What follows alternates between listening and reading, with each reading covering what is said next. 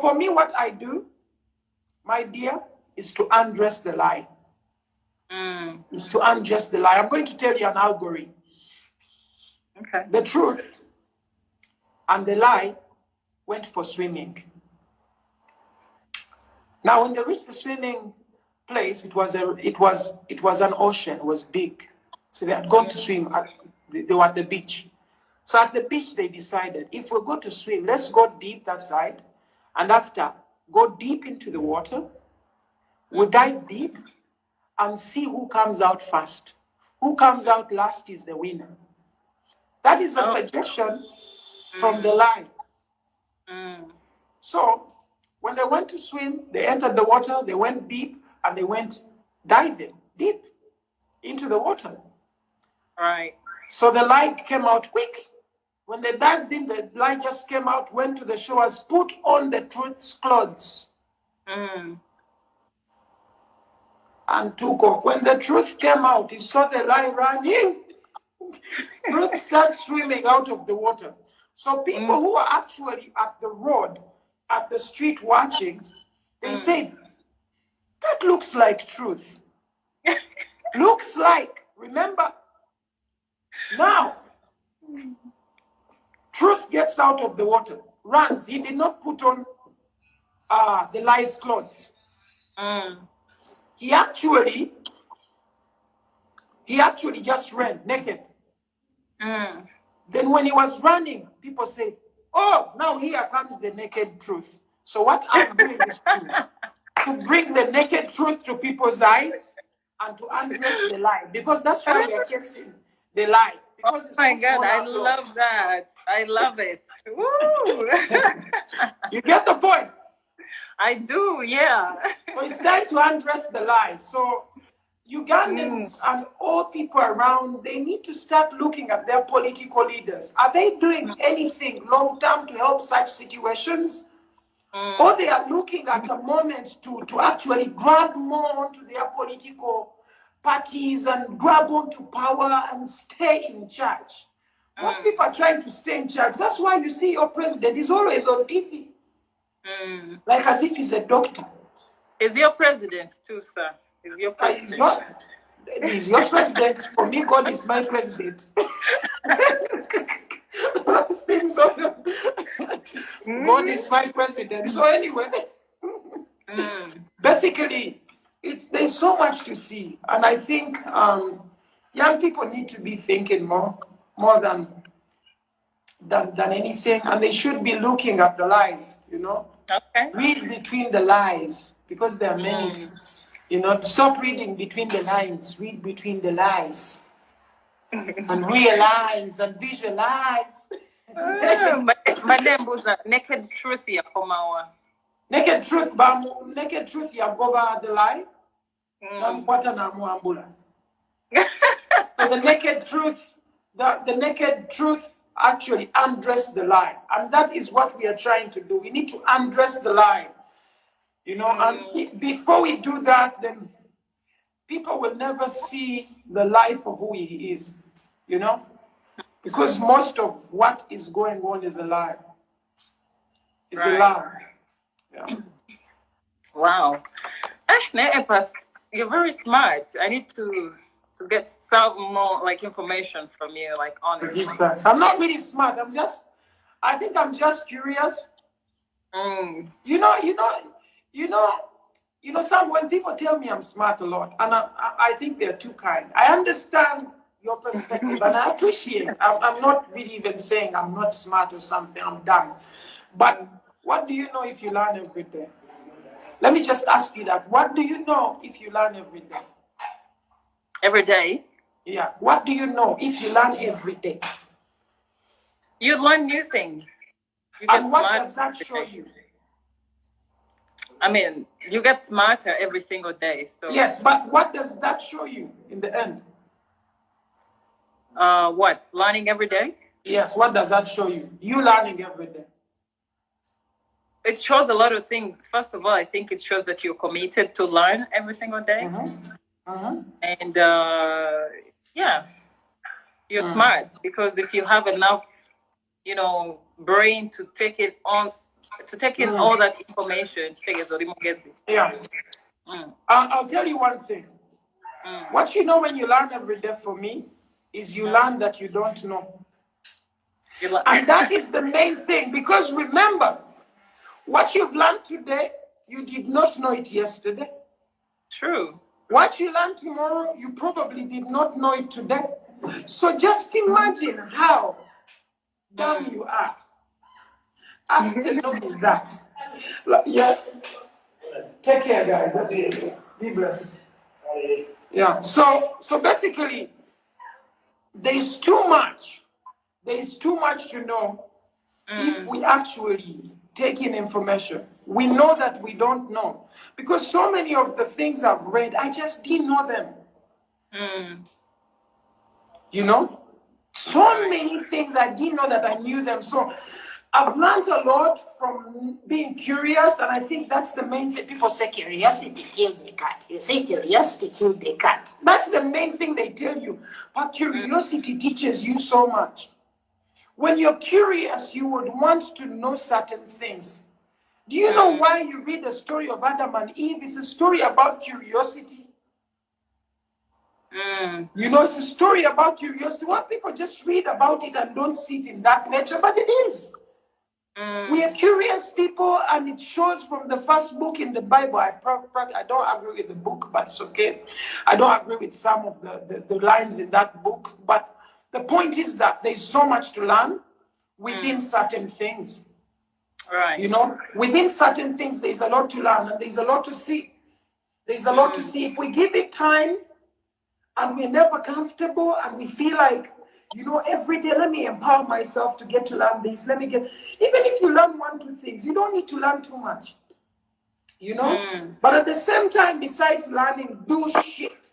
Make sure you're doing something. Because what happens, most people read a lot, and they don't do anything. Right. So, you know, I read 5 books yesterday, but 1. Yeah, you read 5 books, but what have you done? You could read and read and read. But you need to be very practical in your life, because there's no award you're going to win in reading.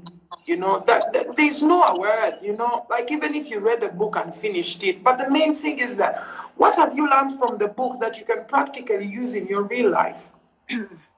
What is that thing that you've learned from this book that you can actually practically use in your real life? That is very major. But sometimes we don't look at such things. We're like, oh, you know what, easy. I'll just read. But reading could also be procrastination. Because you're just reading and you're doing nothing else. For me, I read, but I also go to studio and make music. You know? I read, and some of the things I read, I can put in music, my dear. More grammar, you know? More analogies. More metaphors, you know? All these things I learned from reading, but that gives me more power, more stuff. Do you know why so many Ugandans don't really understand my sound? Don't they? Some don't, to be honest, if not majority. Because if Ugandans knew my sound, I think I would be the biggest artist in Uganda, because I'm the most creative. Period. No one has done what I do. No one, no single person. You look at all the songs, look at songs that talk about politics, look at songs that talk about human nature, look at songs that talk about maybe nature itself. Look at all these things. There's a way I approach things. I just feel I'm ahead of my time. I'm an alien. To a certain extent, it just really comes to me. And this is not really to be egoistic or anything, but it's just to show you some of the things we do are way ahead of the people themselves because of what they're used to. Ugandans are used to bad music. I'll give you an example. What is bad music? Banana followed me. For example, there is no disrespect. There's no disrespect. I'm just giving you an example. Someone will sing a song that don't make sense from point A to point Z. And Ugandans will say, wow. They will have that artist come in Uganda to do a show of one song. You will have a song like Mariana that talks about AIDS. You won't get enough support. You will have a song like Wuyo that is very spiritual and love, you won't get much support. You will have a song like Nkwagala, which is amazing, you won't get much support. You'll have songs like Mokafyu. You will have, I have done everything that most people cannot imagine to do. And this is not to belittle anyone. Everyone is special. But with the way I've structured and done my work, it's best to me, not best to everyone, I believe. But that shows you that we are not thinking at the same level. But at one stage, we shall. At one stage, we shall. Because most of the times, the good stuff is put down and the bad stuff is hailed. You're like, what is this? People listen to music in Uganda because of hype. So and so, Yani Gidegundi. So because they have a beef around, the song works. True, The song is not actually working because the song is good or it has even any sense in it. Probably not too much meaning, probably not too much lyricism, but it's just because someone is out of a relationship. So people support drama right here in Uganda. True, and that just shows you. Yeah, I know what's up. I know. Our people love drama. So if you make a lot of sense, you're gonna confuse them. Yeah, that's why people, whenever I'm speaking sense, sometimes people don't be on my page because they like stupidity and foolishness. And it just shows how they will grow to be foolish people in the future. And if we don't sit and actually keep talking sense and all these things, we have a big chance. But if we keep quiet, and always just be passive and say, okay, because Ugandans will never listen to things that are sensible, we may never get anywhere. I'm just being honest with you. So some of us have to sacrifice and do good music from point A to Z. Some of us have to sacrifice and stand for what we do. Even when other people don't like it, it doesn't matter. Yeah. Yesterday we were in studio, me and Michael Uma and Bushington and Dan Magic. All this, Dan Magic didn't come to pick money from me. Thingy, what's his name? Uma didn't come for money. Bushington didn't come for money. All these guys came here so that we actually finalized 2 projects. They are not here for money. They are here because they care. And I'm telling you, most of us, the artists, we care. Not all of us. Some came for girls. Some came for hype. And you can see it within their music. When you listen to the song, you will see that this artist came for women. You listen to songs and know this artist came to buy a car, but you went in. Nothing else.